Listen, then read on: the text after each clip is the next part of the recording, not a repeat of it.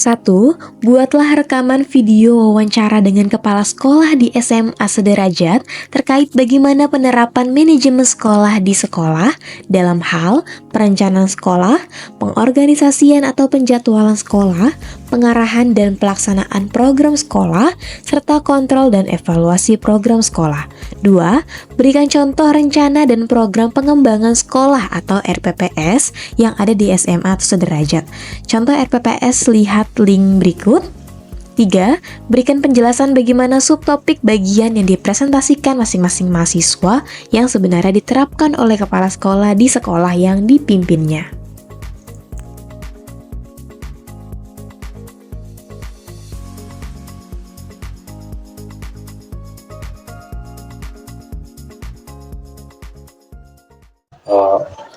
Perencanaan manajemen sekolah ya diatur melalui undang dasar ya, dari Dikminas, saya lupa nomornya, dan kita mengacu pada kurikulum yang terbaru juga ya, yaitu kurikulum Merdeka ya.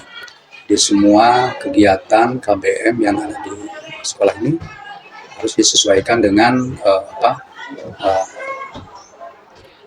aturan pemerintah serta kurikulum yang terbaru yang ada di Indonesia ini, seperti itu. Jadi perencanaan manajemen ini betul-betul selalu diawasi melalui Dapodik. Kita selalu mengirimkan kegiatan sekolah yang ada di kita ini melalui online ya, Dapodik. Apa yang diajarkan kepada anak-anak, terus mengenai juga jumlah, contoh lah misalnya jumlah siswa, jumlah rombel, atau misalnya jumlah jam, atau misalnya 1 jam berapa menit ya, yang ada di sekolah ini itu terdata di Dapodik ya. Terus selain itu juga ada juga mata-mata pelajaran yang wajib ya, yang perlu disesuaikan ya.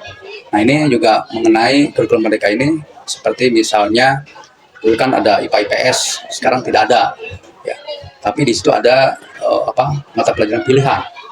Tapi dengan rombel yang sedikit, kita banyak istilahnya kekurangan kemampuan ya, untuk meng-hire guru-guru sesuai dengan pilihan anak-anak ya. Nah, lantas akhirnya beberapa pilihan tersebut disatukan, seolah-olah anak tuh semuanya disesuaikan cuma satu pilihan saja mata pelajaran itu. Dan yang lebih utamakan lagi dengan kurikulum Merdeka ini kan kita lebih mengedepankan betul-betul dari sisi keterampilan, selain literasi, numerasi juga lebih banyak ditekankan keterampilan dengan diadakannya P5. Dan P5 ini seolah-olah SMA ini betul-betul anaknya itu bisa mengadopsi semua kemampuan yang ada di lingkungannya untuk bisa diterapkan menjadi ilmu pengetahuan pada dianya. Ya, contoh misalnya seperti kearifan lokal, ya. Terus misalnya contoh kearifan lokal misalnya dari sisi makanan atau kesenian, ya. Nah, itu diwajibkan dalam proyek P5 misalnya ya, di sekolah ini, sehingga anak-anak betul-betul bisa tuntas dalam mengadopsi semua kegiatan atau dunia usaha atau keterampilan yang ada di sekelilingnya ya, lebih difokuskan dengan P5 ini. Dan dari itu juga perencanaan sekolah juga mengacu pada misalnya kita bekerja sama dengan stakeholder yang ada di sekeliling kita, contoh dengan dunia usaha, dengan lembaga sosial, dengan masyarakat, dengan kepolisian, dengan ABRI misalnya, supaya betul-betul perencanaan sekolah ini bisa berjalan dengan baik. Pengorganisasian penjadwalan sekolah ya memang harus selalu dikembangkan sesuai dengan kebutuhan.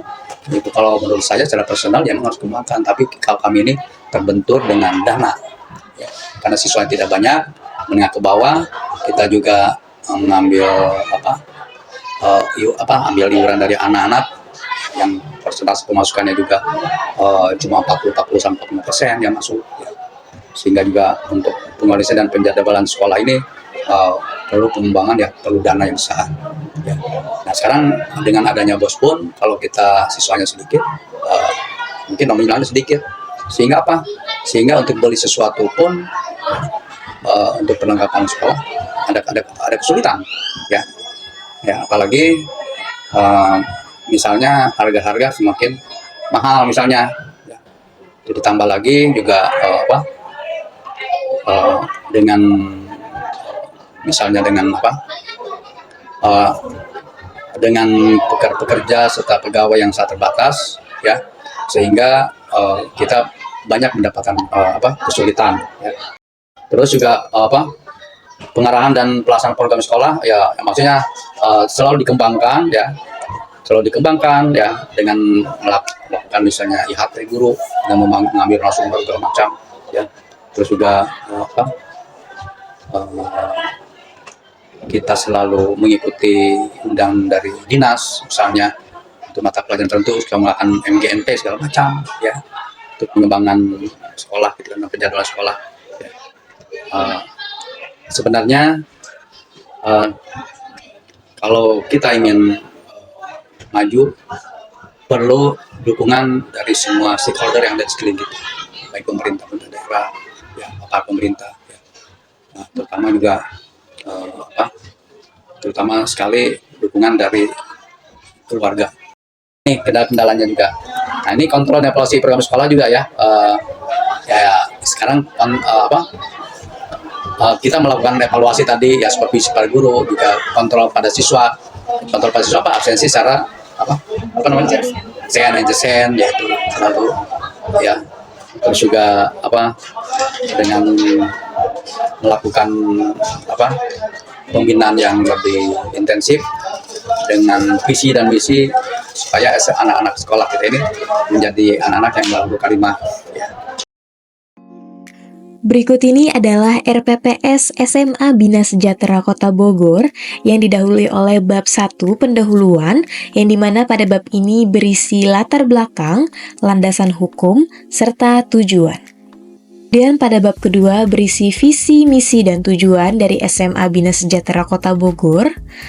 Lalu bab ketiga, tugas pokok dan fungsi kepala sekolah pada SMA Bina Sejahtera Bogor. Selanjutnya yaitu peningkatan mutu sekolah, penerapan kepemimpinan, dan kewirausahaan sekolah. Bab kelima, yakni pengawasan pengelolaan pembelajaran dan pengembangan profesionalisme kepala sekolah. Kemudian diakhiri dengan penutup untuk RPPS ini.